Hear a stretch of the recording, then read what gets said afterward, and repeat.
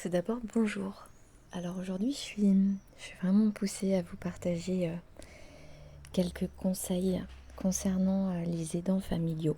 On en parle peu, mais ils sont essentiels dans ce monde. C'est-à-dire que ce sont des personnes qui ont un cœur grand ouvert, qui sont en capacité d'écouter, de soutenir, de veiller, de protéger, de soigner, et qui accompagnent des êtres chers. C'est un métier. À mon sens, c'est un métier, c'est un art, c'est une capacité de donner sa propre vie. Finalement, c'est vraiment ce terme à l'autre pour l'aider et le soutenir dans une période, alors que ça soit problématique de santé ou problématique psychologique. Dans tous les cas, les deux sont toujours très connectés. Et je vais vous mettre en lumière des signes révélateurs du burn-out.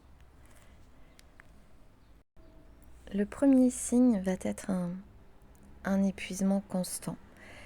Alors, beaucoup de personnes ne vont pas l'écouter. C'est-à-dire que je suis fatiguée, mais je n'écoute pas que je suis fatiguée parce que j'accompagne quelqu'un qui est déjà très épuisé. Et du coup, si je m'écoute, ça va être compliqué, je ne vais pas pouvoir l'aider. Mais on va toujours loin, en fait, dans cet épuisement constant. On peut se sentir épuisé en permanence et même après une bonne nuit de sommeil, eh bien, notre corps n'a pas eu le temps de se remettre, de se reposer et de se ressourcer. Ce qui va finalement enclencher une certaine irritabilité. Celle-ci va être accrue parce que on est de plus en plus irritable, on réagit rapidement à des choses qui ne nous dérangeaient pas auparavant et qui nous dérangent aujourd'hui. C'est parce qu'en fait, on manque d'intérêt de nous à nous et notre corps ne peut plus supporter. Quoi d'autre ? Il va y avoir aussi le fait de se négliger soi-même. On a tendance à se négliger, on a tendance à faire passer ses besoins de base après, et ce qui fait que finalement vous perdez en énergie parce que ce qui nous donne de l'énergie, c'est le repos, ça va être une bonne alimentation, ça va être de vivre des moments heureux avec les gens qu'on aime, ça va être tellement de choses.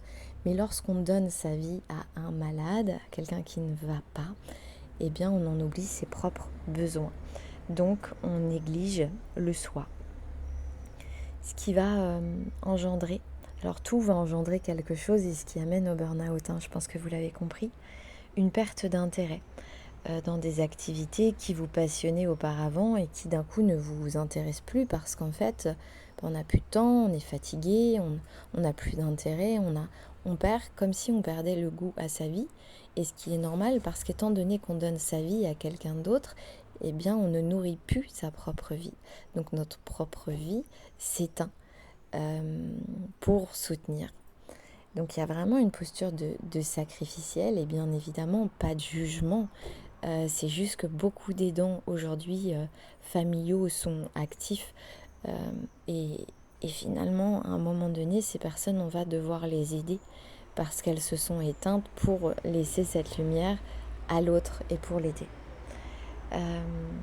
Les problèmes de sommeil sont souvent présents parce on a du mal à s'endormir, on a une surcharge aussi, une surcharge comme c'est la petite to-do list.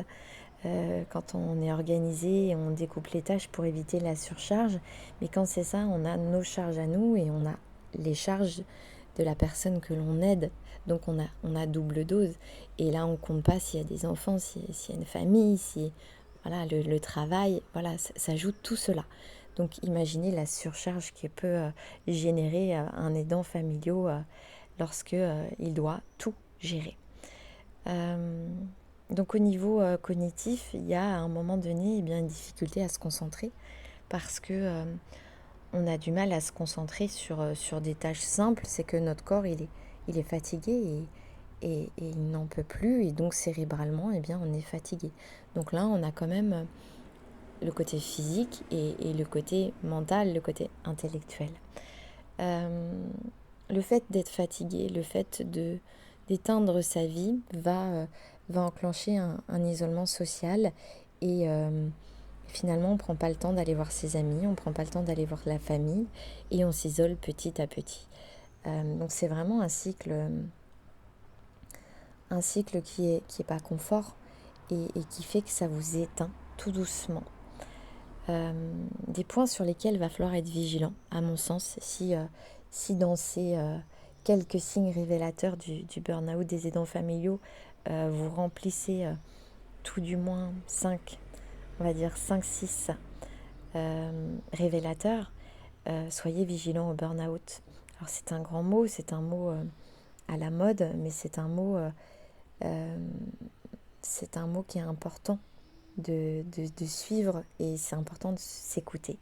Parce que le révélateur du burn-out, celui que je vais vous parler aujourd'hui, c'est quand même quelque chose qui est très présent dans cette société.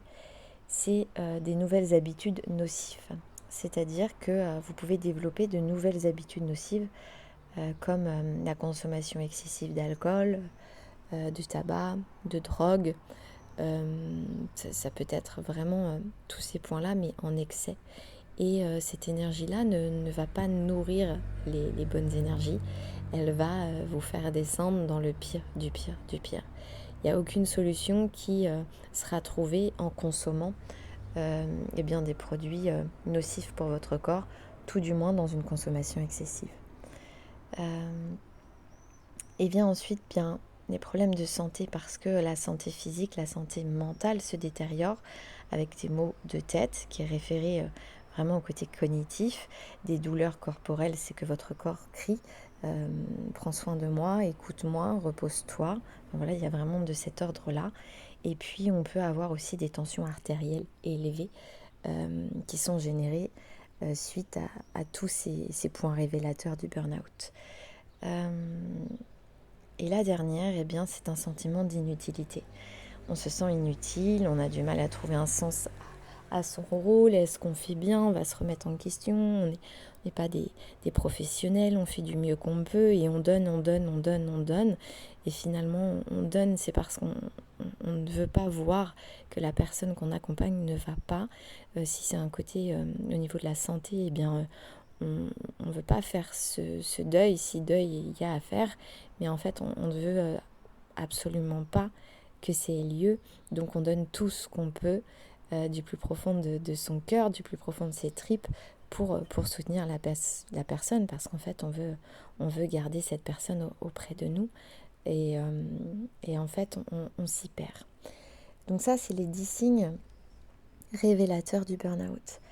Moi, je vais vous apporter des petits outils, alors qui sont pas en soi magiques, mais qui sont quand même importants à garder sur une distance. C'est-à-dire que vous pouvez faire une to-do list en vous disant tout ça, je le fais tous les jours. C'est très compliqué de tenir tous les jours. C'est comme la personne qui va faire du sport et qui dit je vais aller faire du sport. Voilà, avant que ça s'ancre et que ça devienne une habitude, il y a bien un mois vraiment à se suivre et à se forcer à. Ce qui est important en fait pour les aidants familiaux, dans la mesure du possible, c'est de prendre un espace-temps pour soi. Pratiquer du sport, une activité qui vous détend, mais de vous à vous uniquement. Prendre l'air à l'extérieur, marcher pour vous déconnecter vraiment de ce que vous vivez, pour aller à la nature, parce que la nature est une énergie qui soigne et qui accompagne et qui vous permet de vous recentrer sur vous et de marcher. Donc c'est important de s'accorder du temps de balade, mais aussi de s'accorder du temps de pause pour écouter de la musique, pour faire un bain, pour lire. En fait, c'est important de se ressourcer et de se régénérer. Le sommeil est extrêmement important. Un sommeil réparateur, c'est-à-dire créer une routine de coucher apaisante. Alors ça peut être avec un peu de musique, avec une petite odeur qui sent bon, un petit rituel qui finalement détend votre corps, votre esprit avant d'aller s'endormir et pour se régénérer. Il va être important aussi de partager ses sentiments avec la famille ou avec ses amis de confiance et surtout de savoir demander de l'aide. C'est important, vous n'êtes pas seul en fait. Quand on est aidant familiaux, il y a toujours une main. Voilà, il y a toujours quelqu'un qui peut vous aider autour. N'hésitez pas à demander de l'aide et ne restez pas isolé. L'alimentation est essentielle aussi parce que pour moi, on est un peu ce qu'on mange. Alors j'ai beaucoup cuisiné et c'était C'était un de mes premiers métiers, ma première passion. Et mon chef, mon enseignant, me disait mais Caroline, en fait, tu creuses ta tombe avec tes dents. Et effectivement, l'alimentation est essentielle, donc veillez à manger des choses saines. Et lorsque l'on est fatigué, et lorsqu'on n'a pas l'envie, et lorsque l'on est tout seul, en fait, on n'a pas envie de manger, on n'a pas envie de cuisiner pour soi. Donc je vous invite vraiment, c'est à prendre le temps de cuisiner. Voilà, que ce soit des légumes, que ce soit, même si c'est pas un repas 3 étoiles, le fait de prendre du temps pour soi est essentiel. Quoi d'autre ? Organiser sa charge, voilà, sa charge de tâches pour éviter la surcharge. C'est-à-dire que dans notre tête, on a une to-do list, on a ça, on a ça, on a ça, on a ça. Posez les choses sur un papier, mettez un ordre d'action et vous verrez qu'en fait, c'est beaucoup plus léger parce qu'en fait, vous l'aurez sorti sur un papier. Ça paraît un peu bête dit comme ça, mais ça marche tellement mieux comme ça. Et la dernière étape, eh bien, si aujourd'hui vous vous sentez perdu dans tous ces 10 signes révélateurs et que vous dites « Waouh, ok, je suis vraiment en burn-out parce que j'aide quelqu'un et en fait je n'en peux plus », eh bien, je vous invite vraiment à consulter un professionnel de santé ou un thérapeute pour obtenir du soutien si nécessaire. Parce que, en fait, c'est important, ça va sans le dire, mais je pense que ça va mieux en le disant. Rappelez-vous que prendre soin de vous permet de mieux prendre soin des autres. C'est-à-dire que si vous n'allez pas, vous ne pourrez pas aider les autres. Si vous allez bien, vous pouvez aider les autres. Donc l'un sans l'autre, c'est pas possible. Donc veillez à prendre soin de vous et vous n'êtes pas seul. Voilà. Je vous laisse. Je vous souhaite une très belle journée et puis je vous dis à plus tard dans un partage. Au revoir.